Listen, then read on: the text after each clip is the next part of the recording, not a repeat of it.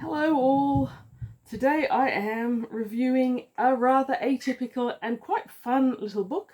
It's called Rip the Ridgeback and it is by an author called Mylda L. Arsenis. And I did fall down a bit of a rabbit hole trying to trace down the author, who is clearly Rhodesian, and B, the illustrator, whose name is Rose Longshaw, because this cover art is just stunning. Given that this was published in 1962, I'm going to say this is probably watercolor, and the detail is spectacular. It's wraparound, obviously, and right here, this excited me. That's a gloriosa flower. It's a pest in Australia. It was imported from Africa, South Africa, from somewhere in Africa, as an ornamental, but the detail is exceptional. And there is also some really nice black and white artwork on the inside. So this story is quite phenomenally sweet and innocent. It's a children's story, and it is actually a younger children's story than I expected it to be, but it's still quite charming for an adult reader, maybe the more so because it was published in 1962, and it is historical in several ways that would probably appeal to an adult reader as well as a child reader. I think for a child who loves animals, this book would still be quite amazing. Maybe for a child who loves animals but doesn't live in Africa, because I suspect it's dated in a few ways, just from internal evidence. So, the author, according to some of the internet, is a famous author because of her Rip the Ridgeback books. But I could only find one of them, this one, on Goodreads or indeed anywhere else. And all attempts to Google the author, whose signature is here near the Gloriosas, and it is Rose Longshaw. Any attempt to Google Rose Longshaw just kept taking me to Rosa Bonheur, and Bonheur died before 1962. I think she died in the 1800s, in fact, a French artist. And so she definitely didn't draw this specifically for this book, and the cover and the illustrations are so book specific. Anyway, what's it about? It is all told from the point of view of Rip. He's a young dog, and we start off with chapter 1, puppyhood. That's where this gorgeous illustration comes into it. It is told first person point of view, and the dog is addressing you, the reader. From the first, it reminded me very, very strongly of Black Beauty by Anna Sewell. Now, that's a book I love. It is mostly touted as a children's book, but Anna Sewell actually wrote it for adults. She wrote it for grooms, she wrote it for cabbies, she wrote it for people to understand the horse's point of view. And Black Beauty in its unabridged form is actually quite an adult book, but I feel that very much that what Mylda was trying to do with Rip the Ridgeback was trying to talk to people about these dogs and explain them to the humans in the same way that Black Beauty is trying to explain horses to humans. So, as I said, this is a younger book, younger audience. I think a 6-year-old, 5 or 6-year-old could very much enjoy it. And Rip's adventures are exciting to a dog and would be exciting to a younger reader. To an adult, they're kind of fascinating if you're not from Africa, because each small chapter has got its own very specific adventure.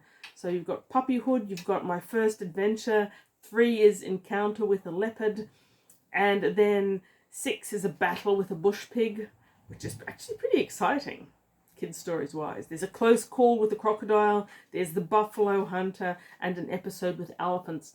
So the individual chapters are very much introducing you to the Rhodesian bush and the animals in it. They call the bush bunda, apparently. And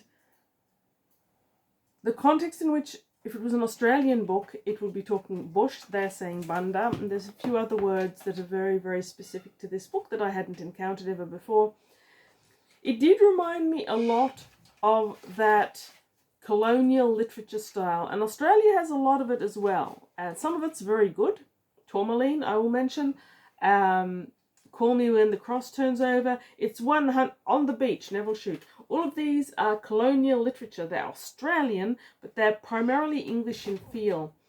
And even the ones that are trying very hard to present Australia as its own place are still doing it in English terminology, phraseology, and mindset.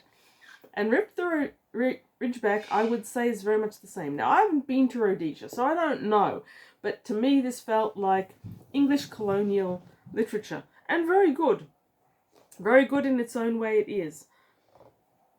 So, the phrases are different, but similar to the ones that you'd see in Australian literature from the same era. And this attempt to introduce these animals and this environment to the reader also feel very much like they're talking to a child. But this is the sort of book that I loved as a kid. This was the sort of book that my parents made sure I had. Books from other countries introducing other ways, other languages, other peoples. And if you are looking at researching a new country, throughout my life before visiting them, I always found that finding kids' books about the country or the area was a good way to start, because people write kids' books to introduce the child to their society. And if it's a good author, then it's going to be a fantastic book. What was it? Was it Lewis Carroll who said that if you can't write a good children's book, then... Oh, I've got a quote. There we go. It was C.S. Lewis, actually. A children's story that can only be enjoyed by children is not a good children's story in the slightest. Wow. Deep cut. Rip the Ridgeback is a children's story, and it was all about Rhodesian Ridgebacks. A type of dog I'm actually quite fond of, and it can be enjoyed by humans. So I would say this is a good children's book in the mostest. Rhodesian Ridgebacks are essentially hunting dogs, and somewhere in here it talks about how they were originally bred by Africa's Hottentots and have now been adopted by, I'm gonna say, colonial people for hunting and protection and as companions. Now, I think that part of what Mylda L. Arsenis was trying to do was to explain the breed. I've met Rhodesian Ridgebacks. They are lovely dogs, they're loyal, they were good with children, but they were essentially hunting dogs, and they were happiest if they did have something to do. And I think that's part of the point that she's making here. I think she was trying to explain their adventurous nature, their need of work, how they do better in a pack, all of those things. And I do think that she did it well. So, while the rips of etc., I made notes. I'm reading from my notes. Part of that trying to explain the dog to the reader comes in from Rip's masters. His first master is the owner of his mother, and he sold off all the pups except he just kept this one pup because it reminded him so much of the father of the litter, Caesar, who is this amazing hunting dog owned by his friend who is a prospector, Pieter di something I can't pronounce. And the young Rip spends time on the property, and he goes adventuring, and he encounters baboons eating. Now, I think that's his master's corn. So the encounter with the baboons was quite interesting. I have met baboons. They're not my favourite primate. They are quite scary. They are terrifying, in fact, when they are angry. So this was a really good description of them from the dog's point of view. And it made me realise how much of this small book had phrases that I wasn't understanding correctly. So you've got the maize that I'm pretty sure is corn. You've got the Bunda, which is apparently the Rhodesian version of the Australian bush. And someone who lives in the bush, being a bushie, is also called a Bunda, I think, which is problematic from what I understand that word to mean in Spanish. But, you know, whatever.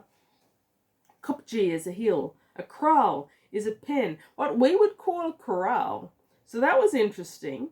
And there's a whole heap of words in the native language.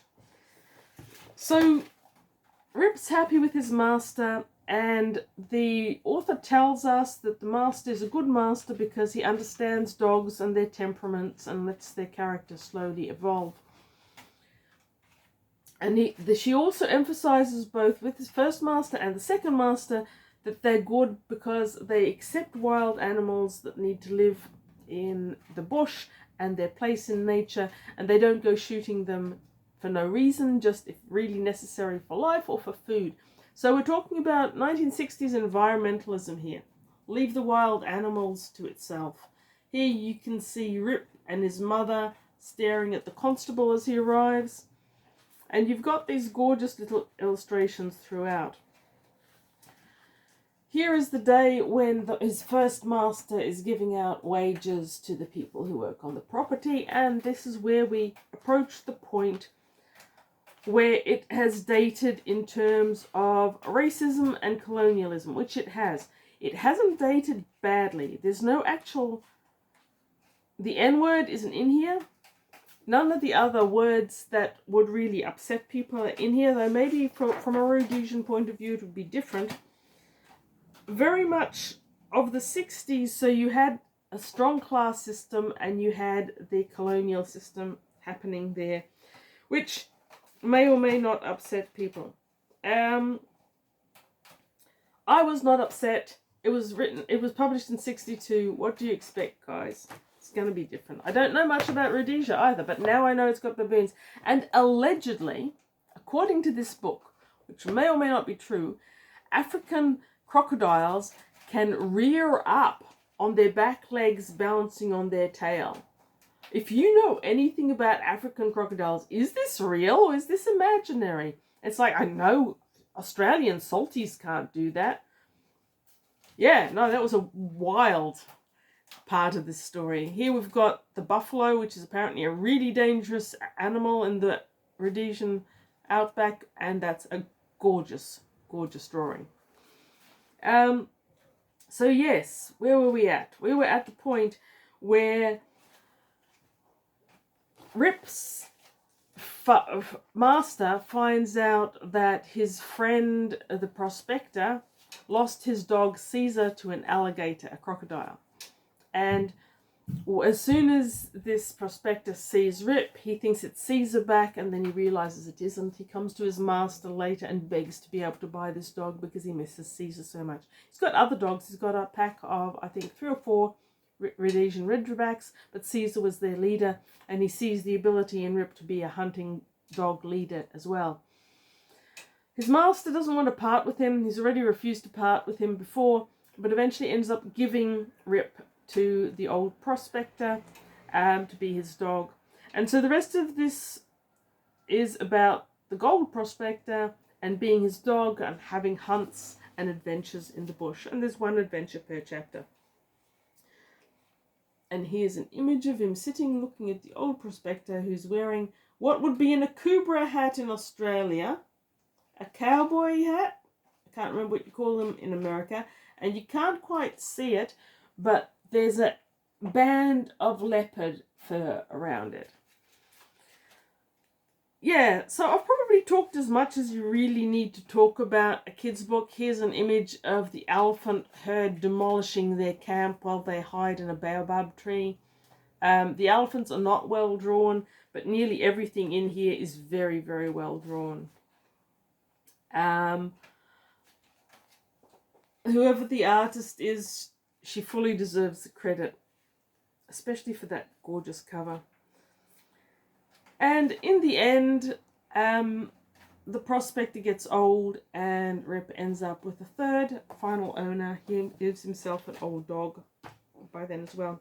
It's a gorgeous, sweet story. I do recommend it if you ever come across it. I think it's nice. It's very, very unusual for me in that I haven't really read very many things set in African countries. So Rip the Ridgeback, the Rhodesian Ridgeback dog, and his cute little story was a very fun read. Now, just quickly, having read a couple of A's, I want to read a couple of B's. If you've watched this far, well done. It's a kid's book. Not many people want to hear about them.